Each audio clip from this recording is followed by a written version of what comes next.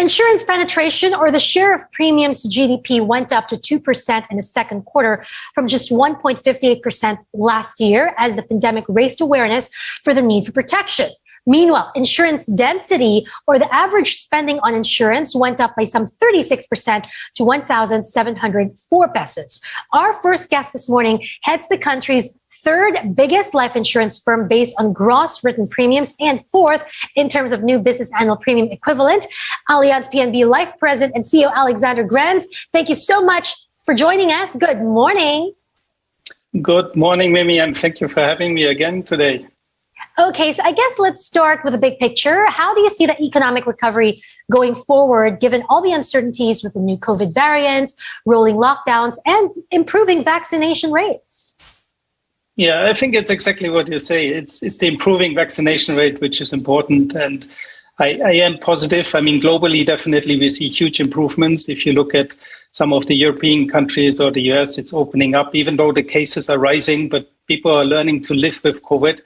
And we protect those who need the protection. So the risk groups have to be protected more. And that's why you see booster shots already in most of the countries for these risk groups. And now I heard also here in the Philippines, which is great news. As such, I think the economies are opening up more and more and more. And with that, we will see the recovery very soon. But let's talk about the industry first, Alexander. How's the industry been? We're about 2 years into the pandemic. How's the life insurance industry? I think it was tough at the beginning, I would say, not only for us, but for the whole industry, especially last year when the pandemic hit around March, end of March. We saw the lockdowns coming, the necessary lockdowns. And with that, typically in insurance, you sell face-to-face. People are used, it's a financial transaction, so it's a trust-based transaction between people. And they want to meet face-to-face. And it was a change for them to switch to virtual processes. So thankfully, we were prepared for that, and we had virtual processes in place. And throughout the second quarter, we saw good adoption on the customer side as well as on the distributor side. So that helped us, of course, to recover, and also the industry.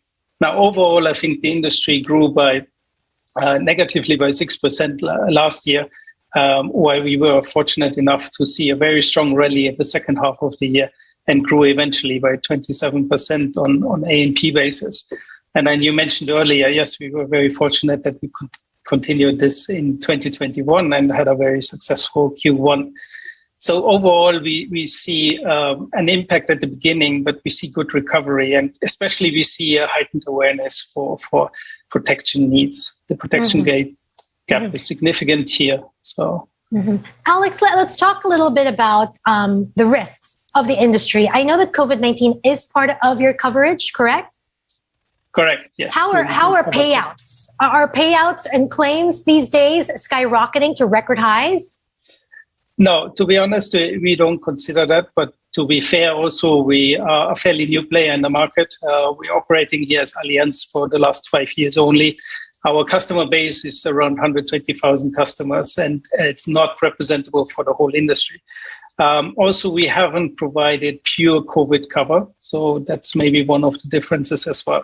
But in our life insurance products, and of course, particularly in the health insurance products, we cover COVID. And with that, we haven't seen a tremendous incline in claims, at least not to any concerning level, which is not priced in our products and considered. And when it comes to your investments, considering the move in interest rates, volatile equity markets, these two always raise concerns about pension funds and insurance companies. From a financial market standpoint, where you're seeing, lower for longer environment, how are you adapting? Well, I mean, in general, volatility doesn't go well with insurance. So insurance is very conservative and has to be conservative as we have to protect the money of our clients. So as such, our investments for traditional products are predominantly government bonds. And here we are looking, of course, in long-term investments. We were very appreciative of the improving rates recently. That helped us, of course, as well. And on the other side, on the unit-linked part, which is still the predominant business here in the Philippines, around 80%, we also see a very strong demand in more secure type of investment. So it's not pure exposure to equity, but usually balanced funds, and then a clear demand for high dividends, which we are offering. Could you give us a sense, Alex, how much of your investment portfolio is invested in equities? Would you say 10, 20%, the rest in more secure fixed income? I think currently it's around 1%, maximum 2%. Wow, that's small. That's how conservative you have to be. Yes, around 90% of our investment goes into government bonds, around 8% are in corporate bonds, which give us a slight pickup on yield. And then a very small proportion is in highly rated equities. Yeah. So you must be looking... Allianz follows a very conservative approach in investment policy. So you must be looking forward to when interest rates start going up again, because this is good for bonds. Yes, actually we do. And it's good for our customers as well, as some of our portfolios still traditional portfolios with certain profit sharing.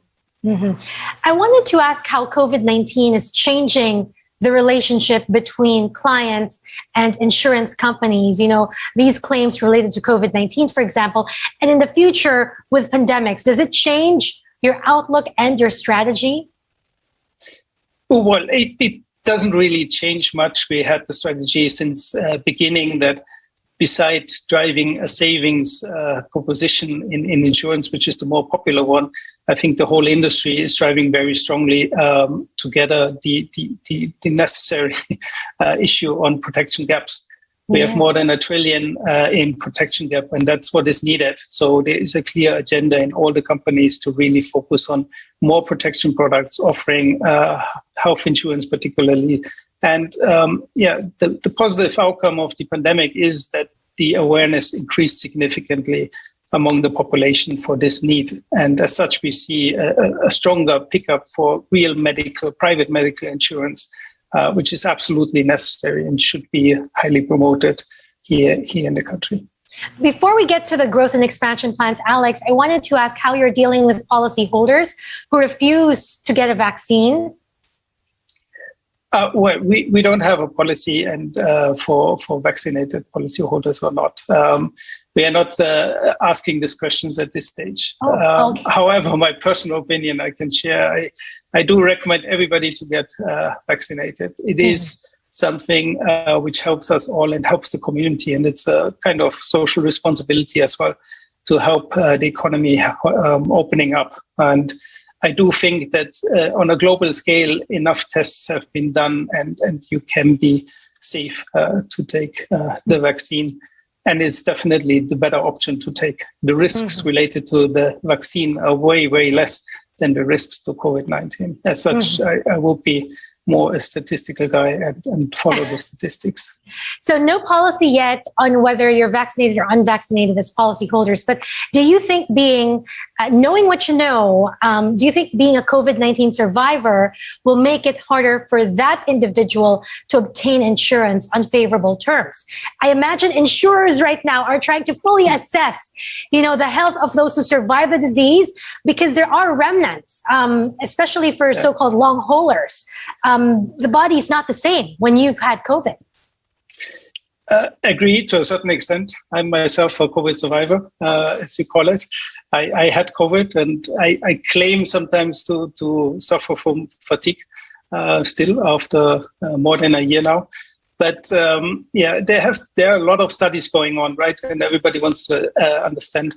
You see the trials all over the news and big articles. What is this long hauler COVID? What impact will it have? Today, I think it's still early to say. It is, of course, considered going forward, particularly in health insurance. We are considering that. So it will become a part of the underwriting process.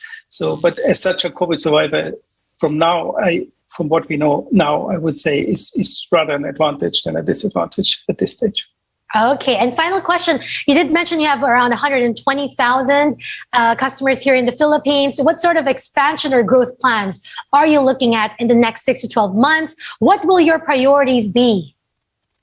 Yeah, we have broad expansion plans. So I think the digitalization agenda, which was driven very strongly by the pandemic, opens a lot of new opportunities, particularly in partnerships, which we want to embrace. One of our core priorities remains our agency channel. As you know, we have two very strong bank partners. One of them is Philippine National Bank, our JV partner, which is our biggest supporter in this pandemic and one of our biggest success factors throughout the pandemic in really leading the growth agenda. HSBC supported us also very well in bancassurance.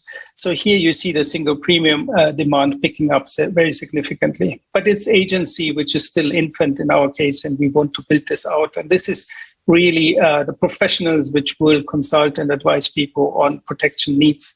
And primarily, we are focusing on driving the health insurance industry. So we want to get further into the health market.